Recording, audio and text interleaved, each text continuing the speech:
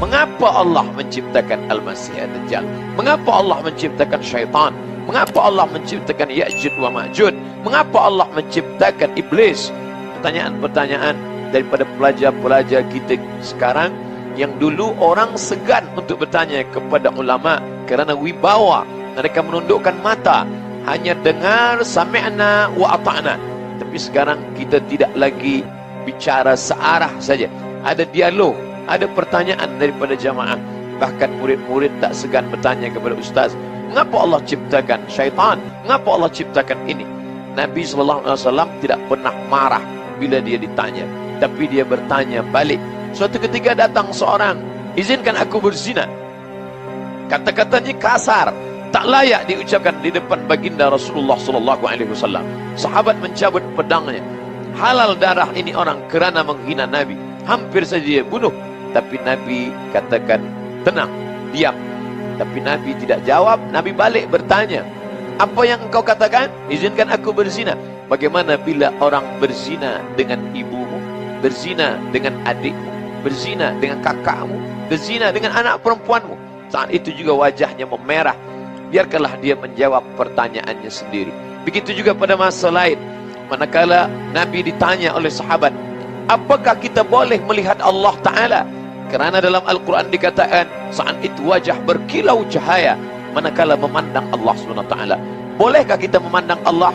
Nabi tidak menjawab. Padahal bila Nabi hendak menjawab, cukup Nabi katakan boleh, atau Nabi katakan tak boleh. Tapi Nabi ingin orang menemukan jawaban dengan akal dia sendiri. Nabi bertanya, apakah engkau melihat bulan di tengah malam purnama manakala itu tidak ada awan yang menutupinya? Maka orang menjawab, na'am, ya, mata kami memandang bulan terang benderang. Maka begitu jugalah engkau memandang Allah. Tapi Allah bukan bulan. Walam yakul lahu kufuwan ahad. Sebagaimana engkau memandang bulan tiada awan terang benderang, begitulah engkau akan memandang Allah. Tapi pandangan itu malah a'yunun ra'at, belum pernah dipandang mata, belum pernah didengar telinga, belum pernah terlintas di hati manusia.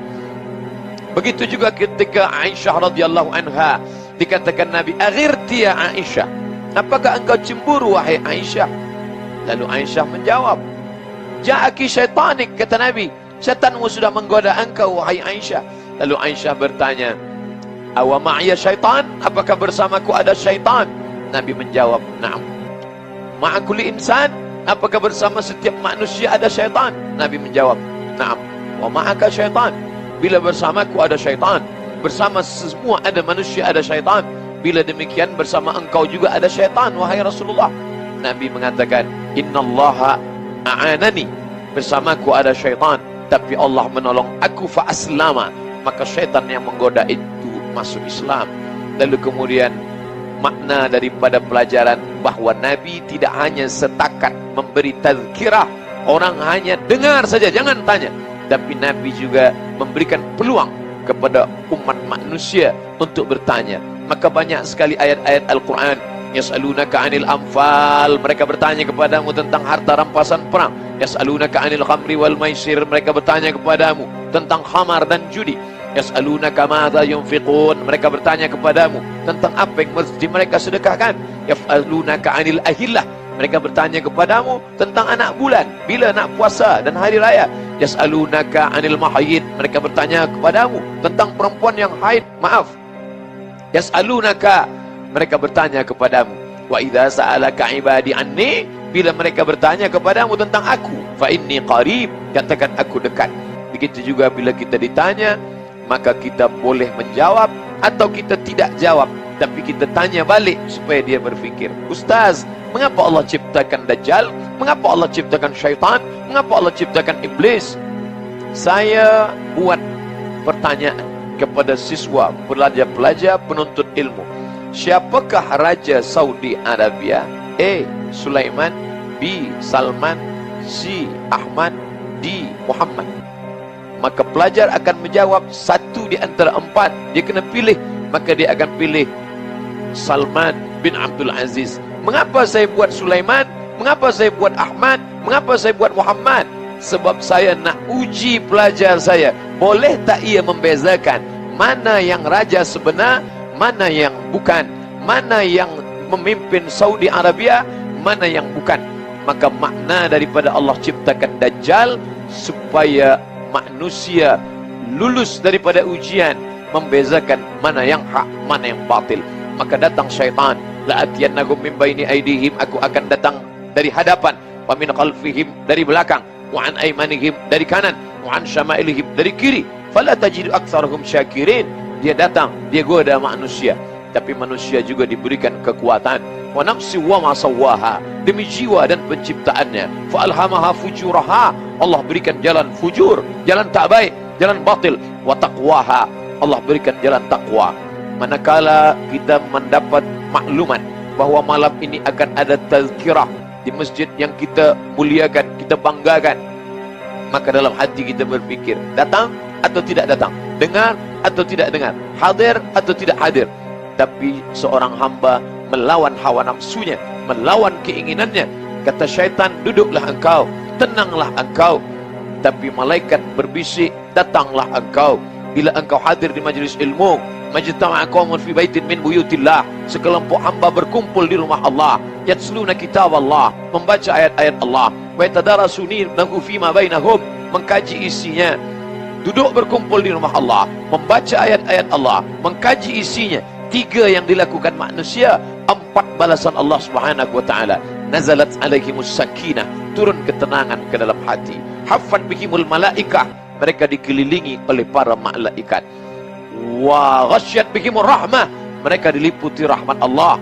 Wa dzakarahumullahu fi man indah, maka Allah banggakan mereka kepada para malaikat. Hai malaikat, dulu manakala aku ciptakan mereka, inni ja'ilun fil ardi khalifah, aku ciptakan manusia menjadi khalifah, kalian semuanya marah, kalian bertanya, ataj'alu fiha may yufsidu fiha wa yasfikud dima, mengapa engkau ciptakan mereka ya Allah? Mereka hanya akan berkelahi, mereka hanya akan berperang, mereka hanya akan menumpahkan darah.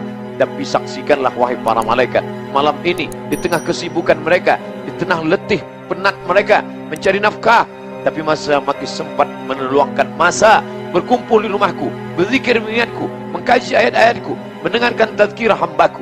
Mudah-mudahan kita termasuk yang dibanggakan Allah Ta'ala kepada para malaikat. Amin ya Rabbal Alamin. Mengapa Allah ciptakan ini Dajjal? Ini adalah ujian.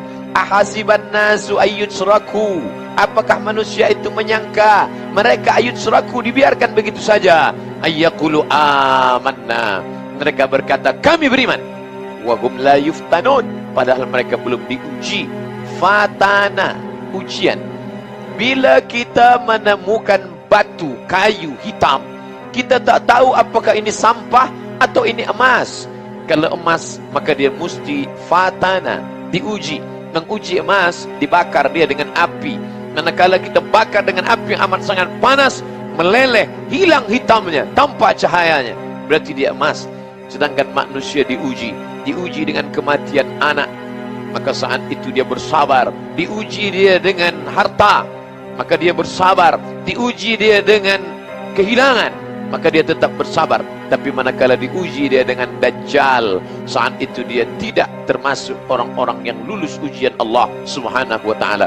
Apakah Ustaz Abdul Somad yang memberi tazkirah tentang Dajjal itu lulus daripada najah, berhasil daripada Dajjal? Belum tentu lagi. Kita tetap berdoa kepada Allah. Kita tak angkuh dan sombong dan berkata, mana Dajjal itu? Aku lulus daripada ujian Dajjal. La yadkhulul jannah, tak masuk surga. Man kana fi qalbihi, sesiapa sahaja yang dalam hatinya mithqala habatin min khardalin min kibrin, ada sombong sebesar biji sawi, angkuh, semua kerana pertolongan Allah. Andai anak kita yang lucu dan cantik dipuji oleh orang, oh comelnya anak ini, kita berkata alhamdulillah. Ucapan alhamdulillah mengembalikan nikmat ini kepada Allah, menyelamatkan kita daripada hasad, menyelamatkan kita daripada takbur, menyelamatkan daripada penyakit ain. Sebab daripada ain muncul daripada sifat angkuh sombong, sifat iri dan hasad. Maka manakala datang pujian Allah, Masya Allah, ini luar biasa, ini hebat, kita berkata Allahu Akbar, kerana ada yang lebih besar daripada nikmat ini. Siapa dia? Allah. Balikkanlah segala sesuatu kepada Allah. Ustaz, tolong bagi ilmu untuk cara menghadapi fitnah Dajjal. Fitnah Dajjal ada 2. Ada Dajjal dan Masih Dajjal. Dajjal misal, ada Masih ad-Dajjal. Beda. Kalau Masih ad-Dajjal itu makhluknya, tanda akhir zaman. Kalau Dajjal disebutkan itu biasanya sifat-sifat yang menyerupai sifat Dajjal. Contoh, kita ambil misalnya di hadis riwayat Muslim. Di kitabnya halaman 111, jilid pertama, posisi paling kiri sebelah atas, bab yang keempat, hadis nomor 6. Riwayat hadis Abu Hurairah radhiyallahu taala anhu. Kalau ingin mirip bukunya, cari syarah Sahih Muslim, syarah Imam An-Nawawi. Saya punya 9 jilid warna biru dongker, cetakan tahun 2002. Saya beli 26 Juli di Husainiyat di Mesir, cetakan Darul Hadis. Lihat baik-baik hadisnya. Sayati, akan datang alaikum, pada kalian semua, fi akhir zaman, di akhir-akhir masa kehidupan, dajjaluna kadzabun. Disebutkan dajjal, jamak lagi bentuknya. Para dajjal, kadzabun yang terbiasa berdusta. Baik, apa dustanya? Ternyata bukan urusan dunia. Kalau dusta urusan dunia, zaman jahiliyah juga sudah ada. Coba lihat, orang jahiliyah dusta, makanya turun ayat wailul lil mukadzibin, celaka para pendusta. Orang jahiliyah curang dalam bisnis, turun ayat wailul lil mutaffifin. Bukan urusan itu. Dustanya, yuhadditsunakum bima lam tasma'uhu wa la yasma'unahu aba'ukum. Mereka akan banyak berdusta tentang urusan agama kalian. Mereka pandai bicara kepada kalian, menyampaikan sesuatu yang kelihatan benar, padahal itu begitu mengagetkan. Keluar dari tuntunan agama. Jangankan engkau yang kaget saat mendengarnya, orang dulu pun kalau ikut dengar, ikutan kaget. Ikutan kaget. Nah teman-teman, di antara makna Dajjal itu membuat fitnah. Fitnah yang mengeluarkan orang dari keyakinan kepada Allah Subhanahu wa taala. Nah, ada kata Allah, itu bukan bentuk Dajjal aslinya, tapi sifat-sifatnya. Baik, saya mau tanya pada Anda, kalau seseorang membuat kagum, membuat suatu dahsyat, bisa mempengaruhi, pintar atau bodoh? Pintar. Makanya ada yang menafsirkan hadisnya, salah satunya orang-orang pintar. Tapi dengan kepintarannya dia bicara masalah-masalah agama, tapi tidak ada ilmu di dalamnya, malah mengeluarkan orang-orang dari keyakinan kepada Allah. Maka kalimatnya bisa membuat orang kaget. Jangankan orang itu, kata Nabi, orang dulu pun kalau dengar itu akan ikutan kaget. Contoh, Quran surah kedua Al-Baqarah ayat 204 sampai 207, paling kiri sebelah atas. Wa minan nasi may yu'jibuka qawluhu fil hayatid dunya wa yushhidullaha 'ala ma fi qalbihi wa huwa aladul khisab. Di antara manusia ada orang yang kalau bicara kata-katanya menarik, retorikanya cantik, kadang-kadang bawa ayat-ayat Allah, tapi hati-hati, mereka itu musuh yang paling jahat. Pernah dengar kalimat ini? Semua agama itu sama. Ya, sama. Menuju pada Tuhan yang satu. Mengajarkan pada kebaikan. Semua agama sama. Gak ada bedanya. Pernah dengar kalimat itu? Saya pertama dengar, kaget Pak. Bahkan waktu ada bukunya Fikih Lintas Agama, itu saya beli, saya lihat Allahu Akbar. Ulama caci maki, Imam Syafi'i caci maki, macam-macam caci maki. Ambil potongan ayat-ayat Quran. Saya pikir ini siapa ini orang? Begitu saya ingat hadis ini, saya baru sadar, Allahu Akbar. Kita bermohon kepada Allah kebaikan. Jangankan kita, kalau orang dulu termasuk jahiliyah dengar kalimat ini, ikutan kaget Pak. Saya kasih contoh begini. Dulu, beberapa utusan pemuka datang pada Nabi malam-malam.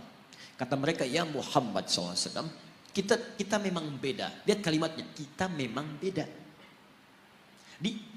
Mereka sebodoh-bodohnya orang jahiliyah masih ngaku kita beda.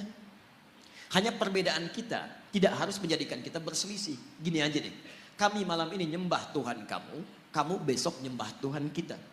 Setelah kalimat ini keluar, turun satu surah, Qul ya ayyuhal kafirun. Katakan, hei orang-orang kafir. Kafir itu dari kata kafara. Kafara diserap ke dalam bahasa Inggris di kafir. Ya, bahasa Inggris banyak yang mengambil dari bahasa Arab. Gula, sugar, dari sukar. Kopi, kafi. Kohwa, dari kahwa. Kucing, cat, dari kitun. Kitun, itu kucing rumahan. Ya, kitun. Kalau kucing liar, hurrah. Kecilnya hurairah. Kitun, kucing rumahan. Diambil cat. Sekarang jadi kitty, kucing rumahan. Hello Kitty, jadi spray, jadi bantal, jadi macam-macam. Ya? Tuh. Kembalikan. Kafara, ketutup. Yang tertutup. Orangnya kafir yang menutup diri. Jadi misal, ini misalnya spidol. Tertutup begini, ini cover, ada cover, tertutup. Buku ada covernya, isinya tidak bisa kelihatan. Kalau saya sengaja menutup diri supaya tidak kelihatan, saya balik ke sini misalnya. Kelihatan saya, ada penampakan, ya kan? Nah itu, nah ini kafir, orangnya kafir itu yang menutup diri. Sopan bahasanya. Makanya ketika orang Arab ini orang Arab fasih, paham bahasa Arab, ngerti bahasa Arab, dipanggil kafir oleh Quran, mereka nggak marah. Kenapa? Bahasanya sopan. Hei orang-orang yang masih menutup diri dari hidayah. Kami memang masih menutup diri kok. Maaf saya lompat sebentar. Maksud saya gini, zaman ini agak aneh sebetulnya. Ada orang Arab, asli Arab, paham bahasa Arab, paling fasih bahasa Arab. Disebut kafir, gak marah. Orang sekarang, bukan orang Arab, gak tahu bahasa Arab, gak fasih bahasa Arab, disebut kafir. Apa? Masya Allah. Ya. Kita masih lembut Pak. Kita tuh halus, Islam tuh halus. Ya. Jadi mohon maaf, antum tuh makhluk halus sebetulnya, lembut. Baik, lembut baik, kata-katanya baik. Kalau antum kasar, antum bukan muslim antum. Makanya sama orang lain lembut. Kita pun kalimat-kalimatnya lembut, coba bandingkan. Saya punya koleksi beberapa kitab yang lain, tapi nggak perlu saya sebutkan. Di satu kitab, orang yang tidak sekeyakinan itu disebut dengan domba, tersesat lagi, domba-domba yang tersesat. Kita masih halus tuh, menggunakan kata kafir. Tapi ini perbandingan, kalau tidak sepakat kita dialogkan ya. Dia jangan cepat marah, saya pulang dari sini jadi tersangka lagi gitu. Nah, sekarang lihat. Kata orang jahiliyah ini, kita memang beda. Sejahiliyah-jahiliyahnya dia mengatakan kita beda. Kenapa ada orang pintar yang setelah keluar dari jahiliyah, dia mengatakan semua agama sama. Itu kalau kedengaran orang jahiliyah, ikutan kaget mereka. Sebodoh-bodohnya orang jahiliyah mengatakan kita beda. Makanya ketika risalah Islam datang, mereka merasa ini beda. Ada perbedaan. Ada penolakan dari mereka karena berbeda. Orang sekarang tiba-tiba, Masya Allah. Saya katakan kepada Anda, maaf ya.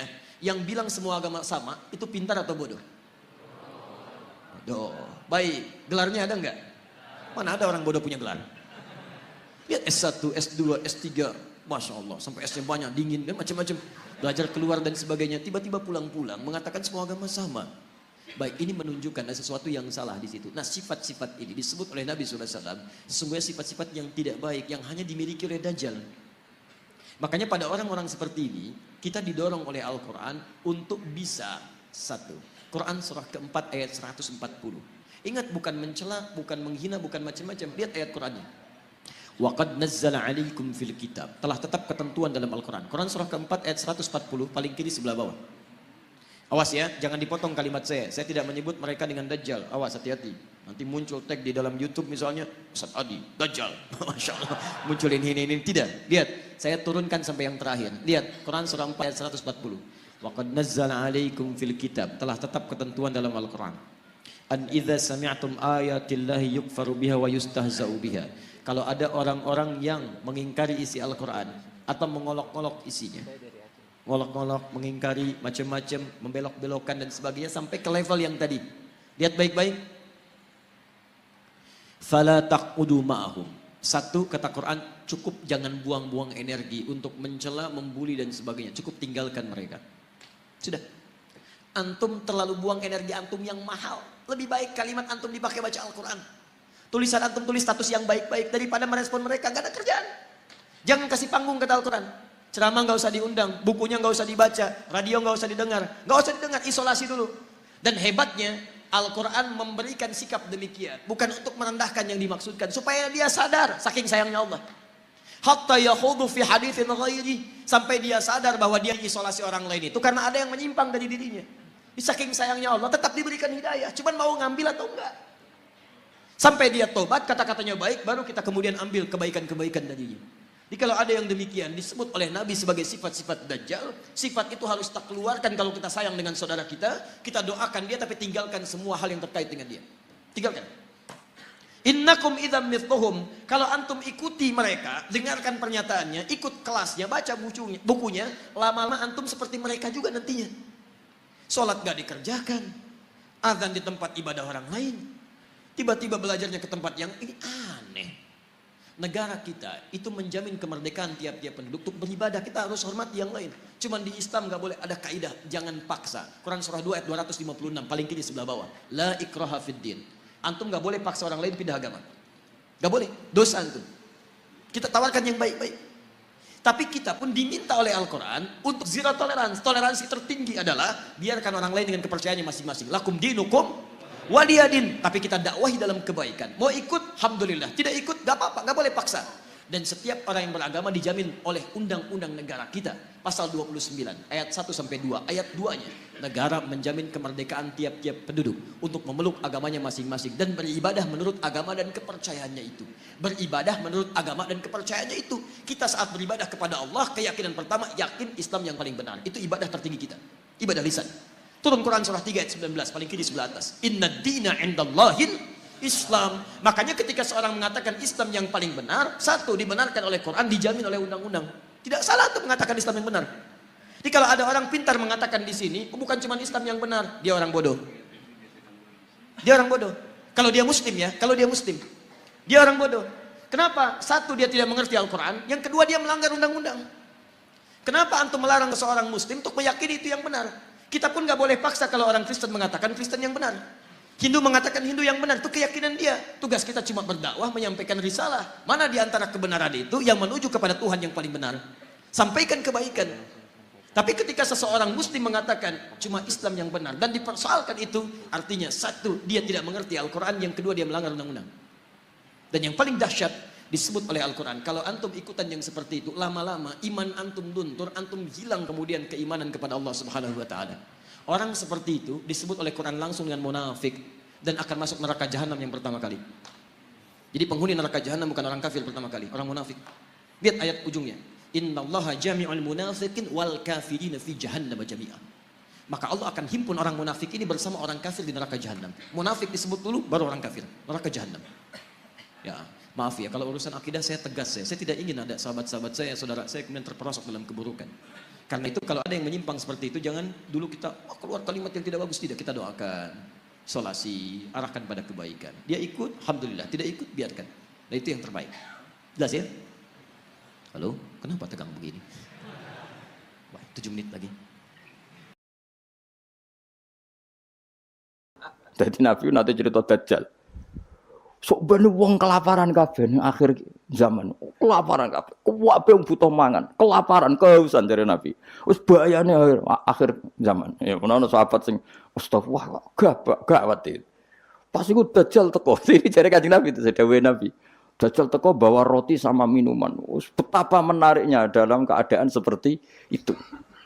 Nah, kue gelem minumane Dajjal, gelem rotine Dajjal, neraka. Karena apa yang dikatakan Dajjal neraka adalah swarga, dan dikatakan swarga adalah dadi Dajjal iku nggawa neraka mek swarga. Sebab piye carane karo sak takok. Kok ngono takok. Lah kowe Dajjal tapi kok takok. Kecuali ke putune takok. Lah carane nggawa piye? Lho kuwi putune tapi kok tertarik bakas apa? Dajjal. Ketoke kok kangen men takok. Wes akhire sahabat do nangis kan. Nabi ku ya rileks, tenang ae. Nak Dajjal teko, iki dawuh Nabi kula apal hadise. Nak Dajjal teko kok aku isih urip, aku isih sugeng. Fa ana hajiju. Aku sing lawan Dajjal. Kowe tenang ae. Iku jenenge pemimpin sedaya. Tenang ae. Nak Dajjal teko, aku isih sugeng, aku sing lawan. Kowe kan gak level wis. Nah aku wis gak ono fawau khalifati angkum. Allah engko sing ngurusi Dajjal. Ono sahabat mbok uri, ya rada bedu sahabat. Ya Rasulullah. Mbok ngeten mawon. Maksudnya mbok ngeten mawon dinego. Kalau tak mangan rotine Dajjal. Gue tak ombe, tapi aku tetep iman. Bariku tak bodoni. Wong Dajjal mawon. Maksudnya wong Dajjal mawon. Modoni Dajjal kan mboten dosa. Tapi akhirnya guyu. Nabi udah dicerita kiamat wis dahsyat ngono. Gara-gara selingan mau. Jadi sudi Nabi. Iku nak dalam keadaan zamane si sahabat ini wis mikir ad-darurat tubihul mahzurat. Dadi mantek apa kaidah usul fikih mantek. Ngeten. Niku kelaparan banget tapi kelaparan banget ngeten mawon. Kula nak dirayu Dajjal sing mangan kudu kan syaratnya mangan kan pakete kudu kafir, ngafiri Allah, iman mbek. Kula tak muni yo tapi kula bodoni wong Dajjal mawon. Guyu akhirnya Nabi. Nek cara Jawa sono-ono ae kuwi.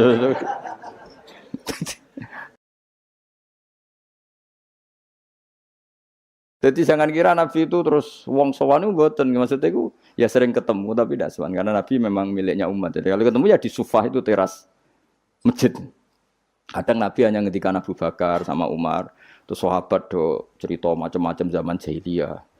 Zaman jahiliyah itu Nah cerita lucu-lucu kan. Kowe yang dhisik sing ngefly nganti nuatku ngono. Oh ora aku kowe sing marah-marahi. Wah terus fayak khuduna fi amril jahiliyah fayat hakun. Mereka cerita zaman jahiliyah kemudian mereka tertawa.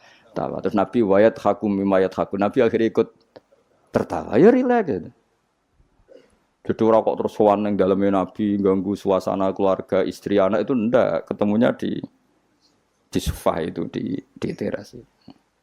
Jadi akhirnya Nabi ketika di dalam benar-benar terjaga privat di dalam. Makanya la tadkhulu buyutan Nabi illa ayu dzanalakum. Jangan sowan Nabi kecuali dapat izin karena kalau sudah di dalam itu milik keluarga. Tapi kalau keluar beliau milik publik. Maksud disebut walau annahum sabaru hatta takhruja ilaihim lakana khairal lahum. Mereka sabar menunggu Nabi keluar, terus Nabi keluar di teras masjid. Ya sudah, kalau sudah di teras masjid berarti milik publik. Terus mereka tanya-tanya, diskusi. Terus Nabi ya guyon, santai.